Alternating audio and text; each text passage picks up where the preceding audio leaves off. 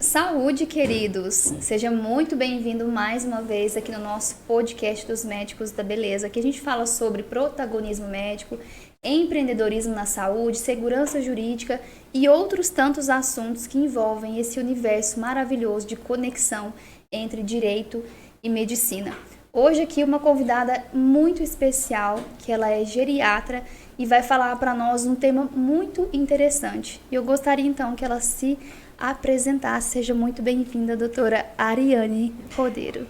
Érica, o prazer é todo meu, né? A gente estava conversando sobre isso aqui antes de começar o podcast, que a gente tinha combinado isso já faz algum tempo, né? Então o prazer é todo meu estar aqui hoje concretizando, né, essa conversa que a gente teve há quase um ano atrás, né? A gente estava tentando ver a data certa, né? Mas mais ou menos um ano, né? Você comentou. Exatamente. Eu sou geriatra, minha especialização, né? Fiz clínica médica, geriatria após. E para concretizar essa especialização, eu acabei fazendo uma pós de cuidados paliativos no Instituto Paliar em 2016 e uma pós em 2020 de oncogeriatria. Né? Então, essa é a minha formação. Muito específica. E eu convidei a doutora Ariane aqui principalmente porque ela tem uma formação com relação a essa comunicação tão delicada, que é para falar da morte, cuidados paliativos, que hoje a gente precisa desmistificar um pouco essa temática também. E para introduzir esse nosso bate-papo, eu gostaria que você me falasse se esse tema de bela morte, ele realmente existe. E como é que a gente conceitua isso e traz para a prática? É possível realmente ter uma bela morte? Quando a gente falou de fazer esse podcast, nós pensamos qual o tema que a gente iria colocar, né? E aí a gente resolveu colocar, foi até uma leitura de um livro que eu estava lendo, e aí apareceu a possibilidade de uma bela morte, né? Uhum. Existe. Então, a bela aqui, no caso, seria mais uma metáfora, né? Não que a gente fale que a morte é bela, né? E nem romantizando, né, a morte. Mas nós estamos falando da possibilidade de você ter uma morte digna, com respeito às suas crenças, né, ao seu sofrimento, uma morte onde a gente pode ter um alívio não só da dor, porque as pessoas às vezes quando falam cuidados paliativos acham que a gente vai aliviar só a dor, né? Mas é um alívio não só da dor física, mas da psicossocial, da espiritual, respeitar as vontades, né, do paciente, ter uma proximidade da família, entender, né, o que esse paciente quer numa fase final de vida, o que essa família está entendendo desse processo. Então é o olhar, e cada um tem um olhar. A gente pode ter um olhar, alguns vão olhar para uma morte e falar, nossa, aquele paciente teve uma morte, eu já ouvi esses comentários, né? Nossa, que morte bonita que ele teve, né? Assim, eu já ouvi esses comentários, mas não no sentido de romantização, mas é que foi uma morte, uma passagem sem sofrimento, né? Mais aliviando mesmo as suas angústias e uma qualidade de vida. E Ariane, a sua formação, ela foi bem específica, você teve trabalho como preceptora, você me contou, trabalhou em hospital de base também, então assim, você tinha uma atuação muito específica em cuidados paliativos e tudo mais, e veio para Ituiutaba. Quais as limitações que você entende que hoje você passa aqui na cidade e que você gostaria que fosse mais desmistificado ou mais ensinado para esses médicos que trabalham nessa área?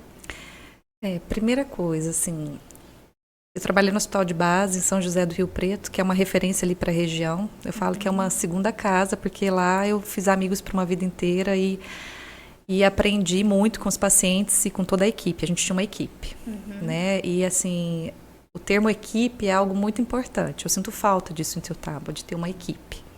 Onde todo mundo fala a mesma língua, todo mundo se ajuda, porque não é fácil fazer cuidados paliativos e você não tem como fazer cuidados paliativos sozinho, né?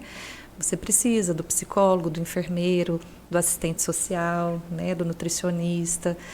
E muitas das vezes o seu sofrimento, às vezes você vendo o sofrimento do paciente, alguns da equipe também sofrem e eles precisam ser acolhidos também. Então, o suporte, é se apoiar um no outro. E a maior dificuldade que eu vejo, tanto não só da população, mas dos colegas às vezes, é de enxergar que cuidados paliativos é para paciente que está morrendo. Ah, não tem mais nada para fazer. Está morrendo, é um câncer avançado, é uma doença, é um Alzheimer já avançado, acamado, cheio de lesão, está com sangramento, não tem mais nada para fazer. Ah, chama a equipe de cuidados paliativos. Não é só uma dificuldade, eu acho que da nossa cidade, Tiltaba, né? Eu acho que é de forma geral, ainda tem esse conceito. Lógico que no hospital de base são muitos anos lá, a gente né, trabalhando. Tem toda uma vivência, Tem toda uma vivência e a gente tem as nossas dificuldades, e eles têm as dificuldades, né? Eu não estou lá mais, mas tem as dificuldades até hoje ainda em relação a isso, né? A gente tinha uma amiga que a gente brincava, que as pessoas achavam que a gente era os médicos que usava capa preta, né? Porque na hora que a gente chegava, as pessoas se assustavam, né? Já tive casos de paciente chegar na emergência no hospital de base para ver uma paciente minha do consultório. E aí os residentes falaram, doutora, não, essa aqui não é paliativo, não. Essa daqui foi um AVC. Calma, gente, eu vim aqui, eu tô vindo ver minha paciente. Então, às vezes, as pessoas te olham como um médico paliativista e acha que você tá ali porque você vai só aliviar uma dor e o paciente está morrendo e por isso que te chamaram. Cuidados paliativos é muito mais que isso. Né? E qual que você acha que é essa principal confusão que as pessoas fazem com relação a esse cuidado, com relação a esse tema? O que deveria ser mais clarificado? Porque, assim, o conceito de cuidados paliativos é uma abordagem, né? É uma abordagem para pacientes que têm uma doença, que receberam um diagnóstico de uma doença ameaçadora da vida. Então, quando esse paciente recebe esse diagnóstico, a partir desse momento, teoricamente, a equipe de cuidados paliativos pode começar a agir. Porque você vai fazer uma preparação. Vamos supor, um paciente que faz o diagnóstico, não vamos falar do câncer, porque o câncer acaba sendo muito óbvio em alguns momentos, mas vamos falar de uma demência, de um DPOC, uma insuficiência cardíaca, que são doenças que não têm possibilidade de um tratamento curativo. Você tem possibilidade de um tratamento que vai aliviar essa doença, que pode ser modificador de doença e vai aliviar os sintomas dessa doença ao longo da vida desse paciente. Mas vai chegar um momento que essa doença vai trazer um certo desconforto, né, como um DPOC, que ele pode evoluir para uma fase de ter que usar oxigênio terapia, né, uma fibrose pulmonar, que não tem, né, um tratamento curativo. E se você faz esse acompanhamento com o especialista, você consegue entender, conhecer essa família, entender as crenças desse paciente, as vontades, as limitações, as dificuldades. Você consegue trabalhar com esse paciente para que na hora que chegue o momento realmente de fase final de vida, ele esteja preparado. Né? Preparado no sentido assim, olha, eu estou aqui, eu sei o que eu quero, né? Eu quero que o fulano, né, tome as decisões se eu não estiver aqui nesse momento. Eu tenho uma diretiva antecipada de vontade de que eu não quero ser entubado em certo momento. Então, assim, é você acompanhar o paciente para que você prepare ele para o momento que pode chegar esse momento, né? A gente não sabe quando, mas pode chegar. Quando. E é interessante que até esse documento das diretivas antecipadas de vontade não é algo tão conhecido assim, né? Difundido para que as pessoas entendam que elas podem deixar a sua vontade com alguém que vai cuidar de cumprir aquilo ali. Não é tão divulgado, né? E é tão importante, né? O testamento vital, né? A diretiva antecipada de vontade, né? A gente, quando vai falar de doença ou de morte, né, todo mundo fala assim, não, bate na madeira. Mas é a única certeza da vida, nós precisamos falar sobre isso. Oriane, você acha que já teve, em algum caso, questões da família mesmo dificultar as decisões ou ter decisões dentro da própria família que são muito conflitantes? Como é que o médico lida com isso quando isso acontece? Tem bastante, né? Porque existe uma questão que a gente fala que chama o cerco do silêncio. Não sei se você já ouviu esse termo, né? O cerco do silêncio, quando um paciente às vezes recebe um diagnóstico e a família quer proteger esse paciente de alguma forma, proteger entre aspas, né? porque a família acha que está protegendo. Cria uma situação de, olha, não conta, às vezes escreve uma carta e não conta, porque se ela descobrir que tem um câncer, ela vai se entregar, ela vai morrer, ela não vai querer viver mais. E eu já quebrei esse cerco do silêncio, uma vez não foi legal, né? Então hoje eu não quebro o cerco do silêncio, eu respeito. Mas eu tento conversar com a família, entender o porquê do cerco do silêncio e tentar entender o paciente também. Então quando o paciente às vezes chega, eu pergunto, olha, mas... o que está acontecendo, né? O que você tem de doença? Eu estou com uma manchinha no pulmão. O que você entende dessa manchinha? Por que você acha que o paciente, se recebe um diagnóstico de um câncer, e a família, não vamos contar, mas leva ele no oncologista, está escrito lá oncologia, né? Instituto de Oncologia, né? Assim, um paciente lúcido, orientado, né? Não tem como. Às vezes o paciente mesmo fala, doutor, olha, quando eu estou a só com ele, ele fala, a minha família acha que eu não sei, mas eu sei. Eu finjo que eu não sei para não deixar ele chateado. E aí a família finge. Nossa, né? que Assim, é uma situação difícil, assim, é um fingindo para o outro. Então, às vezes, a gente precisa respeitar esse paciente. Porque se ele pergunta para mim, doutor, eu quero saber realmente o que eu tenho, eu falo. Né? Lógico, não colocando goela abaixo, né? Mas explicando de uma forma minuciosa, com cuidado, né, com as palavras, mas eu falo para o paciente, eu acho importante ele saber, porque ele pode tomar decisões. Exatamente. De como ele quer que seja, né, o momento final dele, do que ele quer. Eu já tive pacientes que queriam simplesmente se isolar, que queriam ficar num lugar, num cantinho, no meio do mato, que queria só ficar ali, curtir ali os momentos finais da vida ali. Já tive pacientes que queria estar do lado da família, que queria só estar do lado da família.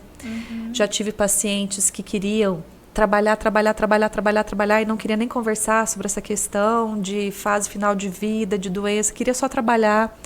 Já tive pacientes que já falaram, não, eu não quero saber, doutora, fala com a minha filha, com o meu filho, pode contar para eles, eles que estão organizando as coisas para mim. Então você entende que ele não quer muito saber daquilo, né? Não quer falar muito sobre aquilo. Então, eu acho que a comunicação, eu acho que uma das grandes dificuldades hoje das equipes de saúde, dos médicos, é a comunicação.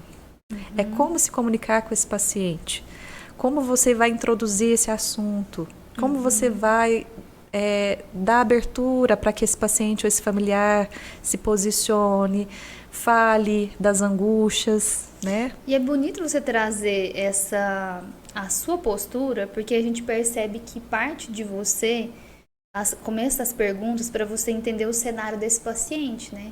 Porque você está ali a sós com ele e você faz algumas perguntas, pelo que você me contou, você tem a oportunidade de entender exatamente o paciente que vai dizer, olha, não, fala com a minha família e é isso mesmo e pronto. E por outro lado, doutora, eu sei tudo que está acontecendo comigo. Isso. Então, essa comunicação, eu falo que sempre a comunicação realmente é a chave, para a descoberta de tudo, para melhorar os relacionamentos entre paciente e médico, colaboradores, enfim, a comunicação é realmente a chave.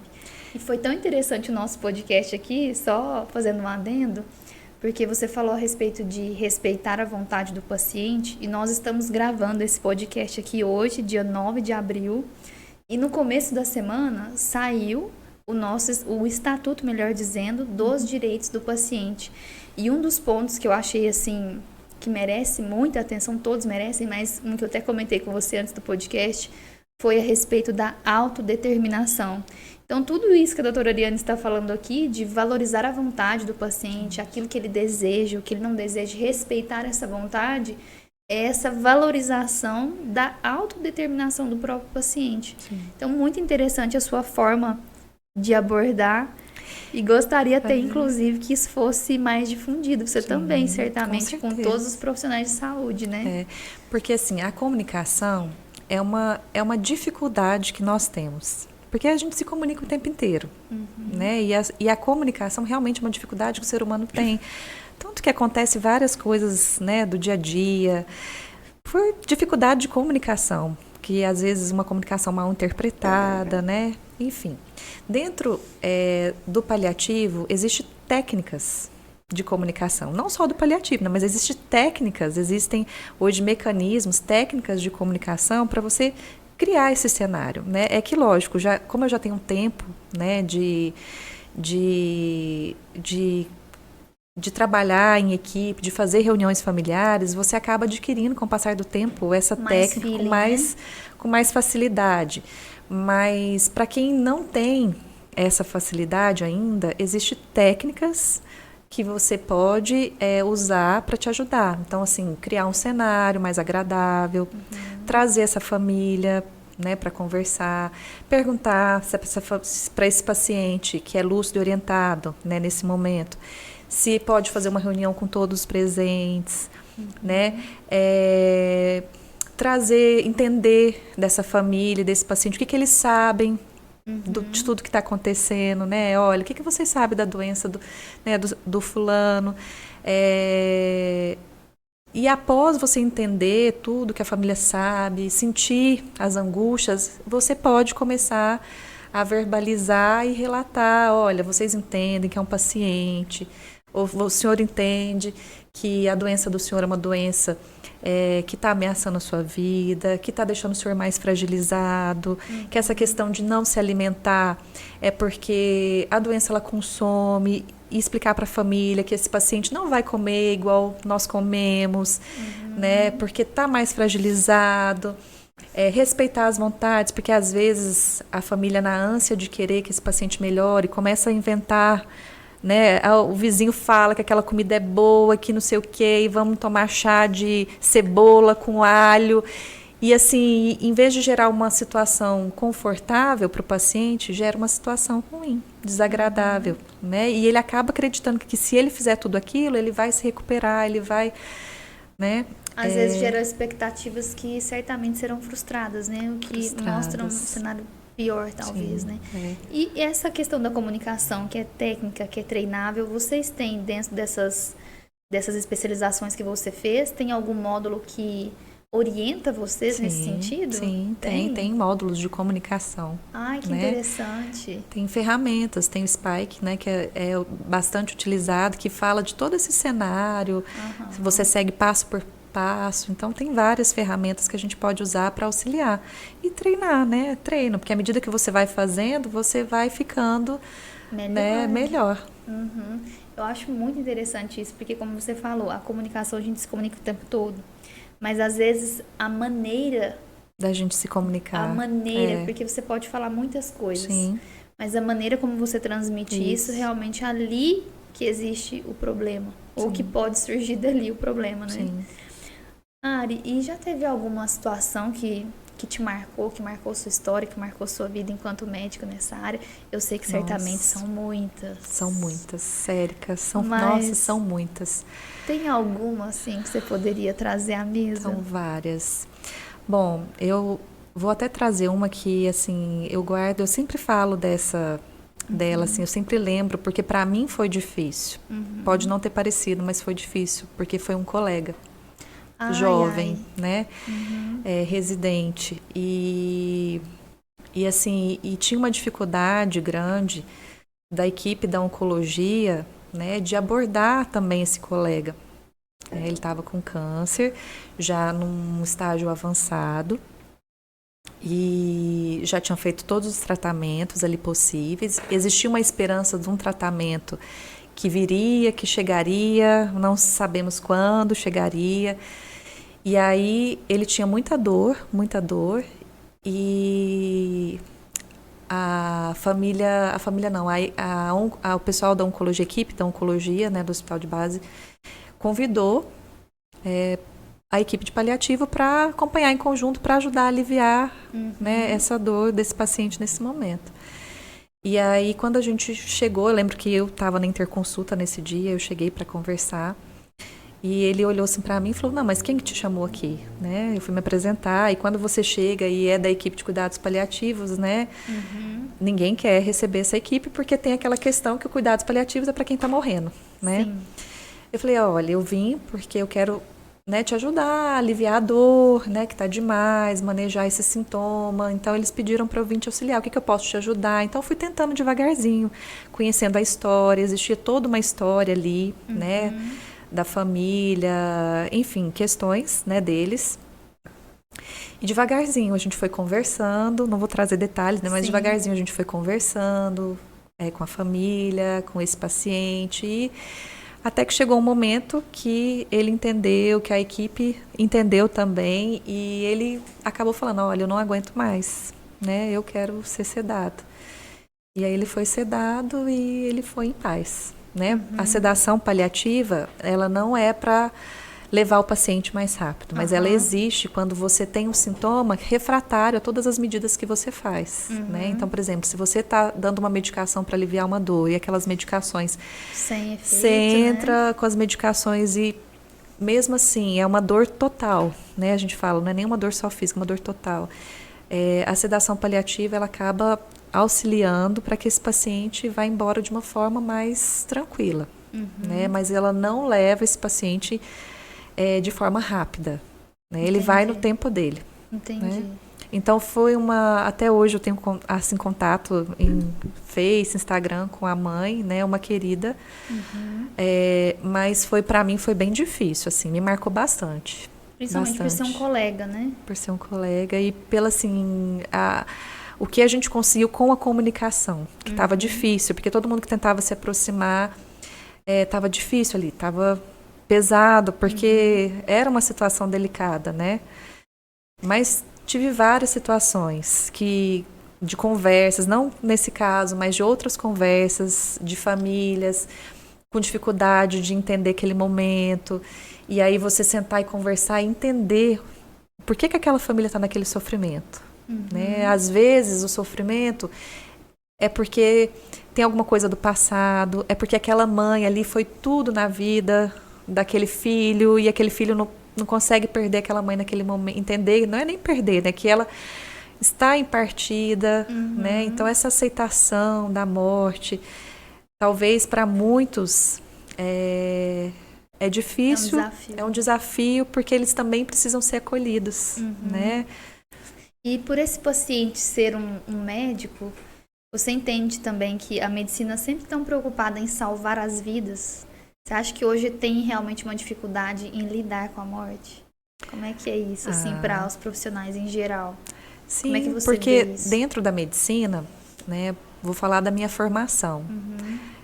A gente não teve contato na minha formação com cuidados paliativos, né? Só depois? Só depois. Hoje já tem, né? Hoje as faculdades já têm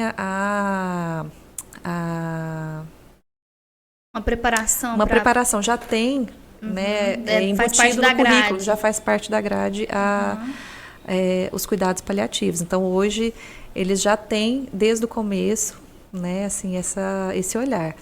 Na minha época não tinha. Então, assim, a grande maioria dos médicos ainda tem a visão de que o médico ele é para salvar vidas, custe o que custar, né? Então, eu acho que essa ainda é a maior dificuldade. E talvez por falta de conhecimento, né? De sentar e falar, gente, vou estudar um pouquinho sobre esse assunto. Vou ler realmente o que é isso, né? Então, às vezes, a gente estuda tanto, né, sobre doenças, e a gente acaba... Esse lado humano também, né? Um pouco da... Porque existe, dentro do paliativo, existe a questão da romantização também, né, Érica? Que é isso que a gente precisa falar. Com certeza. Né? Fala um pouco sobre isso. O que você acha que envolve essa romantização dessa parte? Porque às vezes as pessoas acham, nossa, que lindo. As pessoas falam, nossa, que lindo o seu trabalho, né? Assim, não é lindo. Aliás, né? é uma equipe que às vezes o pessoal até evita de querer chegar, igual você mesma comentou, isso, né? É desafiador. É desafiador. É cansativo, né? Porque é uma família e um paciente em sofrimento. E você entrar ali, você tem que entrar com muito cuidado. Não é só abraçar e só acolher o sofrimento, né? Você tem que abraçar, você tem que acolher uma família, você tem que acolher um sofrimento, você tem que ser técnica.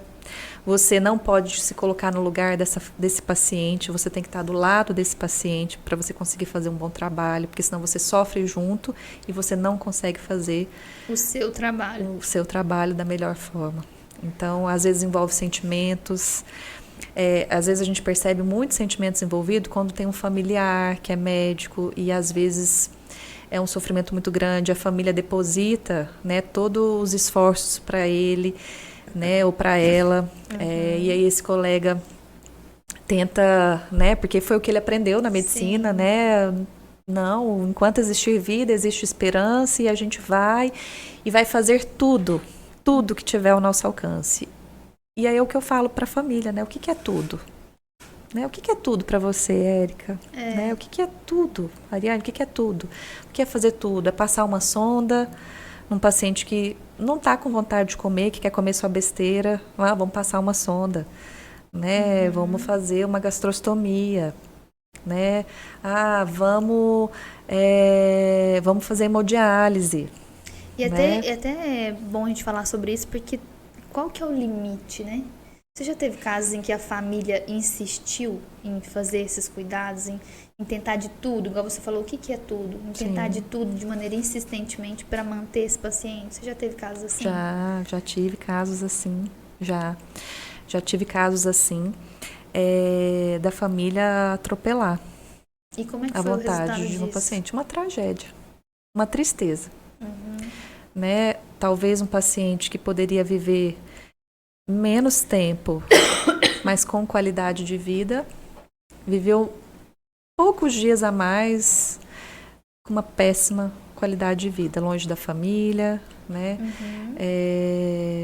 Sem cuidados, assim, ali. Porque às vezes o que a gente precisa é um carinho, é um creminho no corpo, é um chamego. Né? Às vezes é isso que a gente precisa. Poucas coisas, né? Às vezes é bem menos do que aquele tratamento, que Bem faria menos. muito mais sentido naquele momento do que Porque assim, a gente vê muita obstinação terapêutica. obstinação terapêutica. Né? A gente vê muito, assim. E até onde a gente vai? Até onde é o nosso limite? Sim. Né? E aí as intercorrências vão acontecendo. E vamos, e vai para UTI, e acesso, entuba, e hemodiálise, até onde faz sentido. Lógico, né, que quando a gente tem um paciente que tem possibilidade de um tratamento que vai melhorar aquele quadro agudo, né, a gente tem que fazer o tratamento de forma adequada para aquele paciente, para que ele continue tendo qualidade de vida. Sim. Né? Então, por exemplo, é um câncer e esse câncer está com um derrame pleural. Ah, não, é um câncer que está numa fase final de vida, está fazendo uma quimioterapia paliativa, não vai drenar, o paciente está com falta de ar, não vai drenar porque é um câncer que está em fase final de vida, é um paciente que está morrendo. Não, ele está com falta de ar provavelmente por conta do derrame pleural, do líquido no pulmão. Então, esse líquido deve ser drenado para que melhore esse desconforto respiratório. Isso é um tratamento paliativo. Sim. Ah, um paciente que tem uma doença avançada, está com uma pneumonia. Você vai tratar a pneumonia. Não é não fazer nada, Érica. Sim. É não fazer o que não faz sentido. É não fazer aquilo que vai levar a uma obstinação terapêutica.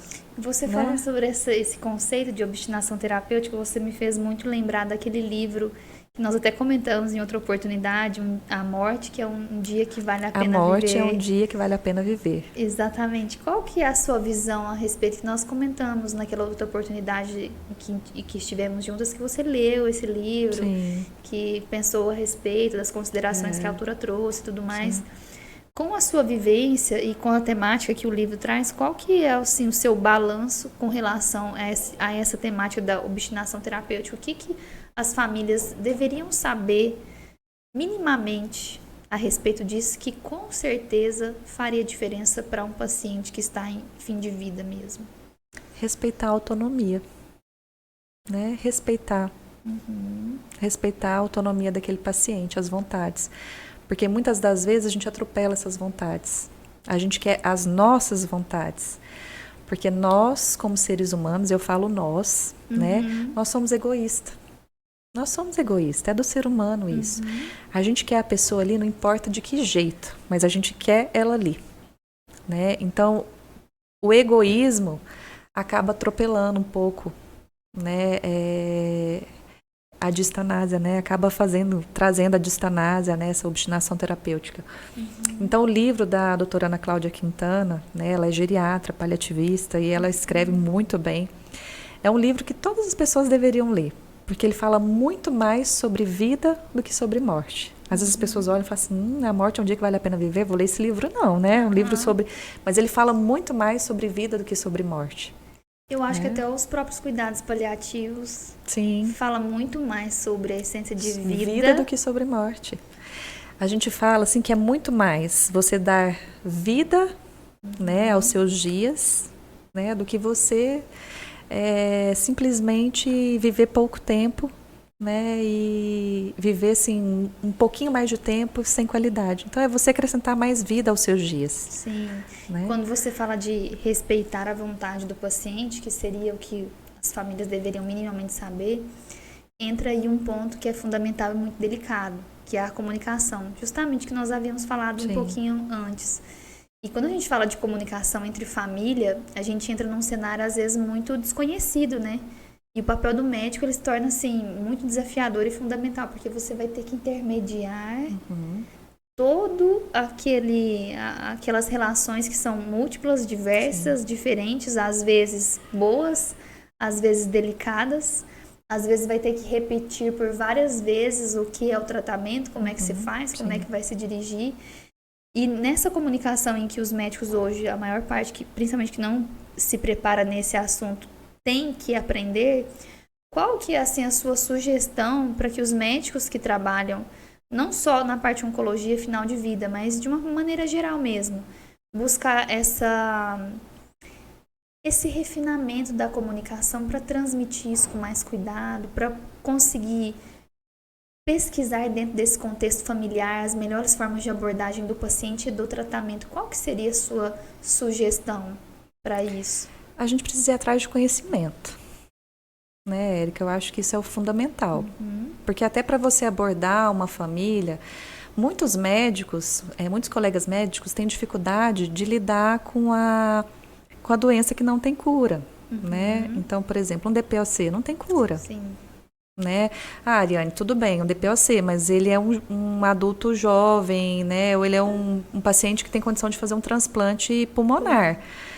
Mesmo que ele faça um transplante, é paliativo, é um tratamento paliativo, né? Então, a gente precisa ter o conhecimento, essa é a primeira chave, né? Ter o conhecimento da comunicação, né? Entender que a vida ela é finita.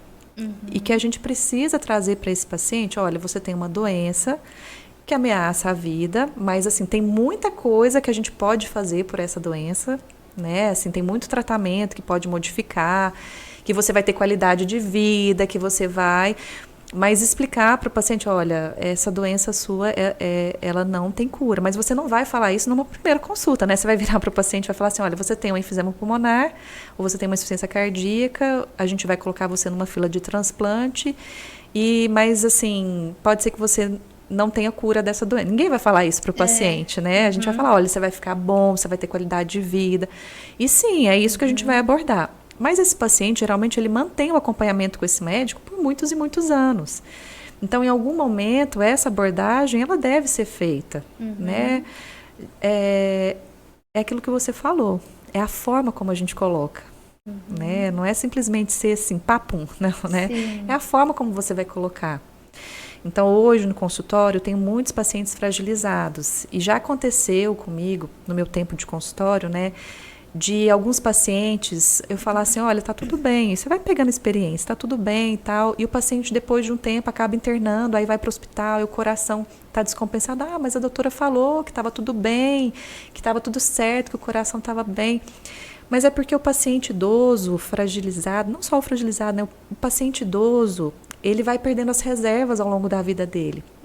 Porque quando a gente fala em idoso, existe o idoso robusto, o idoso vulnerável e o idoso frágil, né? Nós tô falando do idoso em si. Então, ao longo da nossa vida, ali, a partir dos 40 anos, a gente começa a ter perdas, mais ou menos. Perda de massa óssea, massa muscular. E chega um momento da nossa vida que a nossa reserva está baixa. A nossa reserva é baixa, né? E quando você passa por seja um câncer, seja uma internação por uma pneumonia, seja uma queda, uma fratura, uma cirurgia, você já não tem reserva para passar por todo aquele tratamento da melhor forma. E aí você começa a ter falhas. Às vezes o rim falha um pouco, o pulmão, aí o coração descompensa, porque pode ser que o coração esteja normal. Mas na hora que você sobrecarrega ele falha, né? Então, isso precisa ser falado numa consulta, para que a família esteja preparada, que isso pode acontecer em algum momento, né? Então, o objetivo de você ter esse acompanhamento longitudinal com o paciente é justamente para você criar esse vínculo, poder ter essas conversas ao longo dessas consultas. Mais abrangentes. Mais abrangente, porque a gente não consegue falar isso numa consulta. Na primeira consulta você vai chegar ao paciente, olha, você tem uma doença grave, é incurável, e assim, vamos te encaminhar para descompensar tudo. Não, né? Sim. Então, assim, é um acompanhamento, é uma conversa, né? E você vai trazendo a família, você vai conhecendo a família. Eu já tive casos de pacientes que eu queria ter ajudado muito mais, não consegui porque eu não tive acesso à família. E né? a família por algum obstáculo, porque ela deliberadamente se recusou a por te dificuldades, assim, talvez da relação com o próprio paciente. Ah, entendi. Né? Então, assim, às vezes a gente... Né, já tive casos de famílias sofrerem muito, né, após a partida, porque... a ligação era ruim, era forte, mas era ruim. Tá. E aí vem aquele sentimento de culpa, né? Então a família sofre. Então são tantas questões, Érica, que não dá para você fazer cuidados paliativos sozinho. Cuidados paliativos não tem nada a ver com não fazer nada, pelo contrário, tem muita coisa para ser feito. Então é um trabalho em equipe, muita coisa para ser feito. A gente tem que dividir. Multidisciplinarizado. Multidisciplinarizado. E assim, trabalhar com os colegas, né? Porque não é uma carga pesada para você conseguir sozinho. E né? vai dividindo as atribuições, vai ficando mais tranquilo para todos, Sim. né? Porque é interdisciplinar, então acaba que ajuda mais o paciente e todos ali para o mesmo propósito. E tirar né? esse conceito de que paliativo é só para quem está morrendo. Porque a maioria dos pacientes, quando chega pro paliativista, chega na fase final de vida, para manejo de sintomas, né? Qual que é o momento ideal, assim, se a gente fosse falar? Porque a ideia hoje que se tem é essa, a princípio, né? Sim. Qual que seria o momento ideal, de fato? O momento ideal é aquele momento onde o paciente recebe o diagnóstico de uma doença que ameaça a vida dele. Ah, tá. Né? Então, independente, né, se o tratamento vai partir para um tratamento curativo ou se é só um tratamento paliativo, né, esse paciente merecia ser acompanhado pela equipe de cuidados paliativos para manejo de sintomas, né? Para talvez melhora aí da parte nutricional, né? Para a questão espiritual, né? Para a questão social, né? Trazer esse paciente, mesmo naquele momento do diagnóstico de uma doença ameaçadora da vida, para a vida. Sim. Né? Você tem uma doença, mas você está vivo. O que nós podemos fazer para continuar vivendo? Né? E com qualidade. E com qualidade. Ari, você comentou comigo que teve essa experiência de hospital de base lá em São José do Rio Preto, né? Foi preceptora, estava em ambulatório e tudo mais, e teve uma experiência de alguns tantos anos nesse sentido. Eu gostaria de saber o que você gostaria que tivesse aqui na nossa realidade, em Tuiutaba, que você tinha lá e que seria assim, que a cidade ganharia muito se nós tivéssemos isso aqui. O que eu gostaria? Boa pergunta, hein? Eu gostaria de uma equipe que tivesse o mesmo olhar que eu tenho. Qual que é o olhar que a Ariane tem? É um olhar de cuidado, de respeito, de acolhimento, de técnica, né? De procurar conhecimento para você ter técnica para poder lidar da melhor forma com esses pacientes, com essas famílias. E abertura, espaço para poder falar mais sobre isso, né? Talvez encaminhamento para que a gente possa, aqueles que têm dificuldade, para que a gente possa conversar mais sobre isso, né? Eu sou uma pessoa muito aberta para projetos, para conversa, para palestras, para como é que eu posso dizer? Uma reunião, um bate-papo, um cafezinho, né? Eu acho que é isso, é a gente abrir a nossa mente para coisas novas. E quem ganha é a comunidade, né? É a comunidade, é o paciente, né? É a família. Exatamente. Então, eu acho que é mudar esse conceito, né? A gente, às vezes, como médico, que que trabalhou fora e que veio. Eu vim para Ituiutaba, né? Eu já ouvi comentários, você veio para Ituiutaba, como que dava tudo certo lá? Porque eu sempre falei que as minhas coisas sempre deram certo lá, né? Tanto que eu tenho as portas abertas se um dia eu quiser voltar. Eu tenho, né? Eu tenho isso. Eu tenho um carinho muito grande nos lugares que eu já trabalhei. Eu tenho um carinho muito grande por eles e eu sei que eles têm por mim também. Então, assim, quando você vem para uma cidade e as pessoas falam, se deu tudo certo lá, por que você está fazendo aqui em Ituiutaba? Né? Como se vir para cá fosse tão pejorativo, né? Mas Ituiutaba, eu já ouvi de colegas, Ituiutaba é assim, Ituiutaba não vai mudar, né? E assim, isso me entristece, porque eu não vejo dessa forma. Né? Eu acho que tem possibilidade de mudar, tem potencial. Basta as pessoas aceitarem. Né? A gente não veio para roubar espaço de ninguém, a gente veio para acrescentar, para trabalhar junto, para trazer a nossa experiência, a nossa bagagem, né, para todo mundo, né, para os pacientes, para os colegas. Então, a gente não está aqui, né, para roubar espaço de ninguém. Sim. Então, eu gostaria, assim, de ter mais espaço para poder mostrar o meu trabalho. Né? E assim, e que as pessoas se interessassem mais por esse tema, estudassem mais sobre esse tema, para que a gente possa unir forças para ajudar esses pacientes que estão aí morrendo, né? Uns estão indo para casa porque vai para casa para morrer em casa, é delicado, né? Como que esse paciente vai morrer em casa? Que estrutura que ele tem para morrer em casa? Entendi.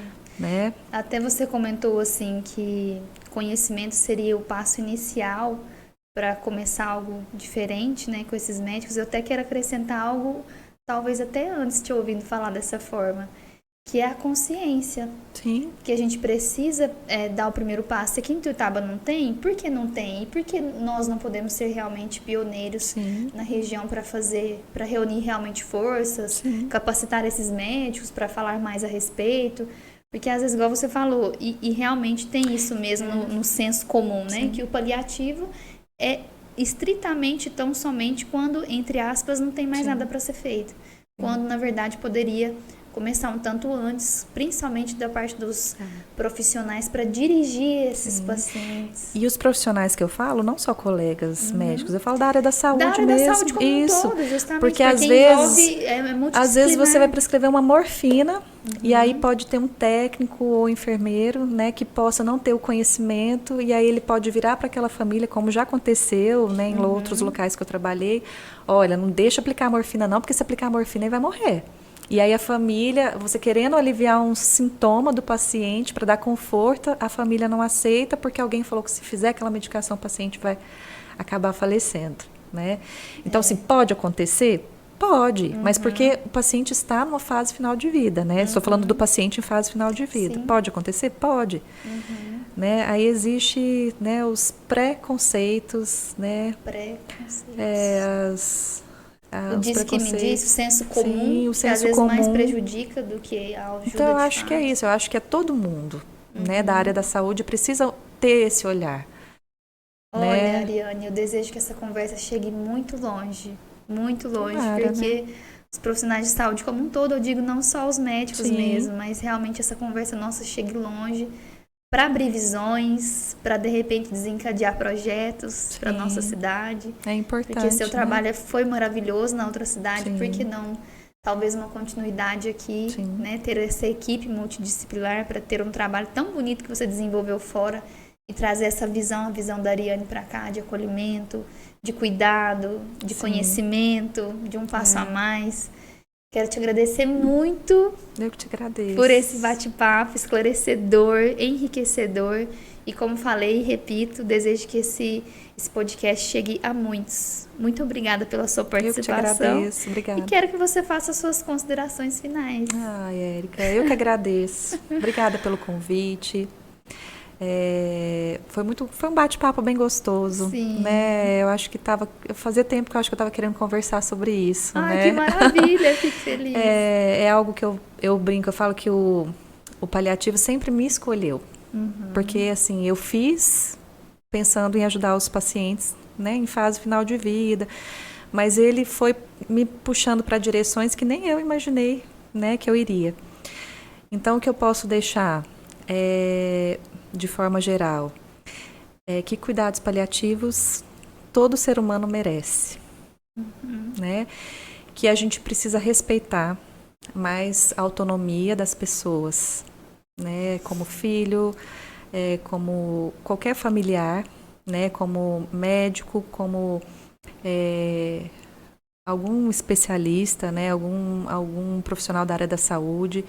Enfim, de forma geral, a gente precisa respeitar a autonomia desse paciente para que ele tenha qualidade de vida, para que ele tenha um melhor enfrentamento, né, diante de uma doença ameaçadora da vida dele, e que ele tenha ali forças, que ele possa ter forças, né, para poder seguir em frente. Então, eu acho que isso é o principal, né, nesse momento. Maravilhoso. Tá. Então, vamos fazer um brinde de saúde? Vamos. Saúde. Saúde, queridos.